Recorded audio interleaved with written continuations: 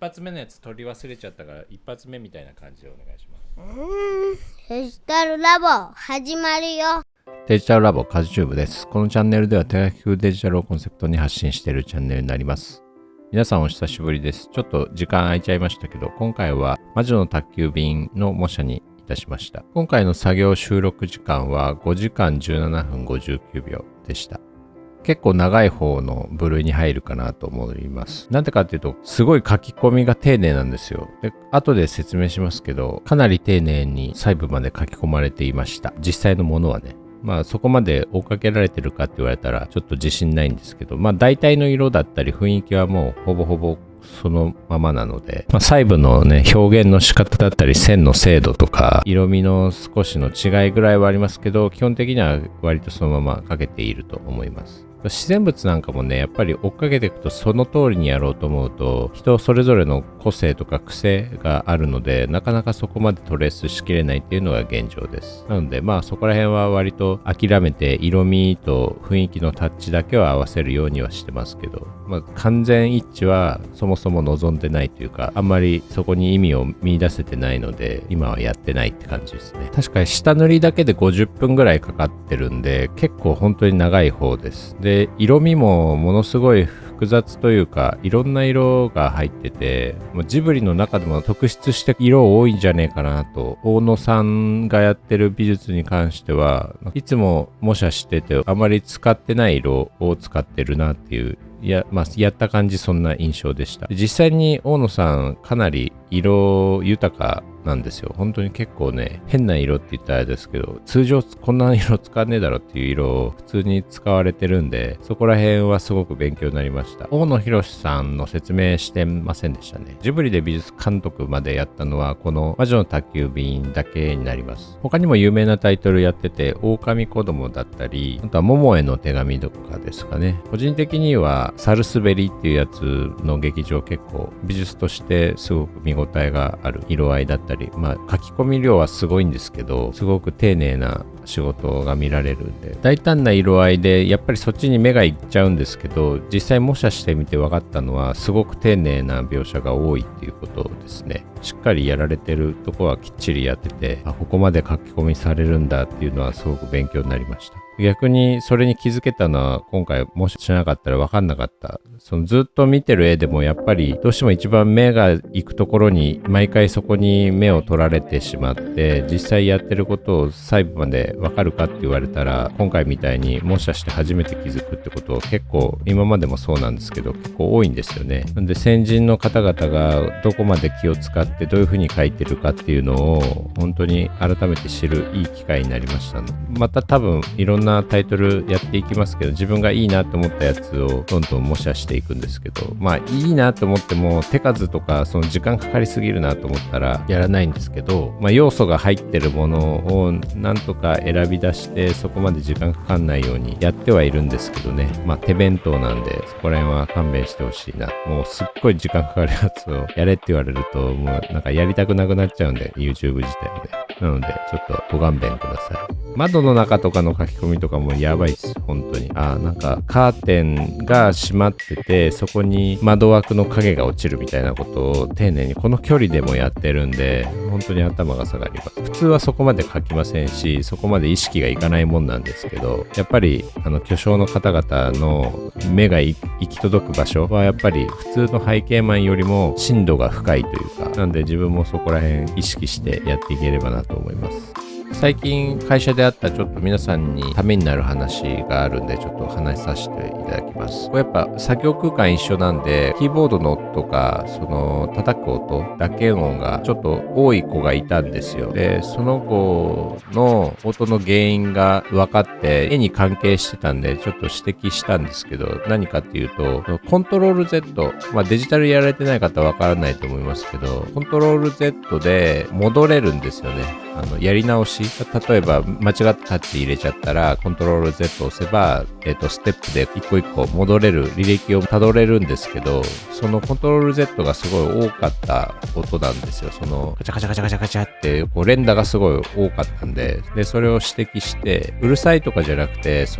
なんでそんなカチャカチャカチャカチャ言ってんのかなと思ったら、その子の画面を僕後ろから見てたんですよ。そしたら、そう、今言ったようなことをやってて、草をその子は描いてたんですよ。地面から生えるツンツンツンっていう草を描いてたんですけど、何回も何回も戻るんですよ。シュッて一本描いたら、カチャカチャカチャカチャ、シュッシュッシュッ、カチャカチャカチャカチャみたいな。これまずいなと思って、何がまずいかっていうと、一本一本を理想の線通りにしようっていう、なんか心意気はいいんですけど、やってることは割とつまらない絵になっていく前兆だなと思ったんで、その時に指摘したんですよ。アナログの時ってやっぱりいいも悪いも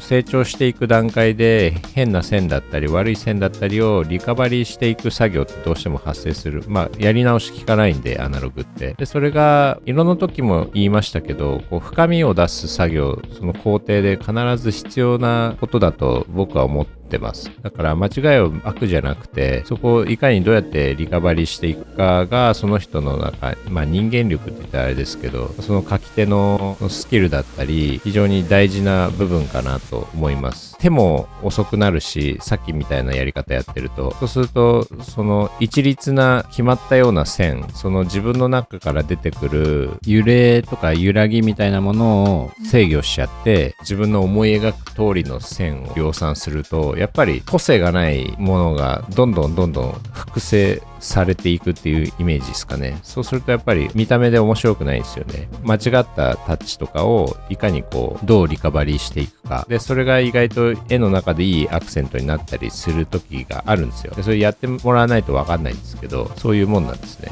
多分絵描かれてる方は僕が言ってることをなんとなくわかるとは思うんですけど、それを指摘させてもらいました。で、一人前の前職の時に同じようなことをやってた子がいたんですけど、僕はそこまで関係性深くなかったんで、彼に伝えることはできなかったんですけど、今回は自社の社員なのですぐ見てやべと思ったらすぐ伝えられるっていう、この今の職場環境すごくいいなって改めて思いました。彼も彼でそう言われたら結構すぐ素直に行動を反映できるっていう結構素直な面もあって非常に良かったなと思います。言ってね。で、作業スピードもやっぱり上がらない原因ってそれだったりするんですよ。戻りすぎて時間いくらでも見えないところで使っちゃうんで、3歩進んで2歩下がるじゃないけど、やっぱり進みが遅くなっちゃうんですよね。で、それもあって、ダブルの要因ですぐ指摘させてもらいました。これも別の社員の子から言われて、確かにそうだなと思ったのが、線画をずっとやってきた人、キャラクターを趣味で描いてる人とか、そういう人たちに多い特性かなということでした。確かにそうだな。キャラクターの線とかって本当に線が命じゃないですか。ちょっとずれただけでもやっぱり雰囲気変わるし、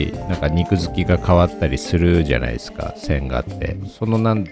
線へのこだわりが背景作業した時に出ちゃうんですよね。線画は線を囲って面を作る作業なんですけど、背景業務って面を作って線を意識させるものなんですよ。ちょっとわかりますかね。結構違うんですよね。だから草描くにしても鉛筆で描く場合はアウトラインをなぞるじゃないですか。行って帰ってくる。これで一個の草ができるんですけど、背景って一タッチなんですよ。スッて抜いた時に一本の草がもうすでにそこに生えてるみたいな表現ができるんですね。なので面を作っていく意識と線で構築していくっていうの、その描き方がやっぱり若干違うんですよね。その意識してるところが。なので一個一個の線に対する執着がそもそもやっぱり背景の方が弱い、線画の方が強い。その立て付けのままやるといろいろちょっと問題が出てくるっていうのが現状だと思います。このヨーロッパの特徴として、こういう壁の石積みの中身が剥がれて見えてくるっていうこの表現あるじゃないですか。ところどころ石がボコボコ出てるっていう。これいいですよね。漆喰壁むき出し表現。で、これどうしてもデジタルでやると皆さんテクスチャー貼って、で、それを消し込んでっていう作業になってると思うんですけど、やっぱりこのライブでリズムを出しながら描いていくものと、やっぱりそのテクスチャーペタって貼ったものとの差は歴然ですよね。どっちがいいかはもう明白だと思います。この壁の色とか地面の色もそうなんですけど、すごいんですよ。色数とか、あと使ってる色。特にこの坂道の出始め、ここじゃなくて坂道の出始めのところがあるんですけど、なんでその色なんだっていうのは本当に不可思議ですね。でもこれが絵のアクセントになってたり、その空間を区切るいいアクセントになってるんですけど、ここまで暗くしたりしても大丈夫だなとか、複雑な色が入ってもそこまでこうパッと見の違和感ないじゃないですか。ですごく豊かな色合いだったり、色数それだけでもすごく増えるんで、これ個人的には自分の美術にも応用していきたいなっていう部分であります。今までは全くそこのこんなに色使っていいのみたいなところなんですけど、やっぱり見やすいような一つ一つの処理工夫が凝らされてるんで、模写するとすごくそれが顕著にわかりやすいっていうの、前回の魔女の宅急便の模写の時にも言ったと思うんですけど、前後関係をわかりやすく見やすくするための配慮みたいのはすごく丁寧にされてますね。デジタルだとレイアウトレイヤーの間にブラシを挟むみたいな処理いっぱいあるじゃないですか。で、僕はあれあんまり好きじゃなくて、自分のタイトルではほとんどやってないんですよね。やらなくはないんですけど、ほとんどやってない。アナログの時にやってるような下地に塗り込むみたいな、あらかじめそこに入れておくっていうのがやっぱり自分的には美しいなと思うんで、これさっき言ってた坂の上の道の方の処理、セオリーで言えば明るくするのが普通かなと思うんですけど、アンダーにして見やすくしてる、さらに濃くあといろいろ書き足して、アウトラインにハイライト足したりとかして層を分けてる、書き分けしてるんですけど、すごい細かい処理が入ってます。でここら辺の石畳の書き方もすごく丁寧で、全て模写しきれてはいないんですけど、でタッチでこう埋めていく作業にはなるんですけど、テクスチャーで貼るとやっぱりこう平面感出るんですけど、湾曲してる感じだったりコントロールするのはこういう風に手で書いた方が絶対にいいと思います。リアルな凹凸だったりいびつなランダムさだったりもライブ感で書き足していけたり間引いたり簡単自由自在なんで、テクスチャーだとどうしても硬くなっちゃうんで、ちょっと歪めたいって思ってもうまくできないと思いますんで、絶対こっちの方がおすすめです。最後まで見ていただいた方にちょっとお知らせ。最近メールでですね、まだ募集はしてないんですけど、求人やりますかとか、どういう風にすればいいですかとか、予定はありますかとかって聞かれることが多々あってですね、一応返信はしてるんですけど、入れる予定はもちろんあります。むしろ、どんどん本当は入れていきたいんですけど、マルチョ商店の現状を言うと、箱がもうパンパンっていうのが現状です。経理の人とも相談してですね、早めに箱を広げる対策をしていきたいなと思ってますんで、年内できればやりたいんですけど、この YouTube だったり Twitter で連絡しようと思いますんで、皆さんよろしくお願いします。アニメ背景会社の求人って新卒だったりそういうタイミングではない時でも応募したりしますんで、突発的に人が欲しくなったりする業界ではありますんで、最後まで見ていただきありがとうございました。じゃあね、バイバイ。チャンネル登録、高評価よろしくお願いします。コメントも待ってます。